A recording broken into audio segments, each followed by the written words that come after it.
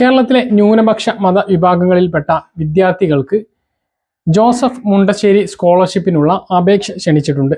2023-24 അധ്യയന വർഷത്തിൽ SSLC, +2, VHSC വിഭാഗങ്ങളിൽ മുഴുവൻ A+ നേടിയ വിദ്യാർത്ഥികൾക്ക് ബിരുദതല പരീക്ഷയിൽ 80% മാർക്കും ബിരുദാനന്തര തലത്തിൽ 75% മാർക്കും വാങ്ങിയിട്ടുള്ള വിദ്യാർത്ഥികൾക്ക് അപേക്ഷിക്കാം.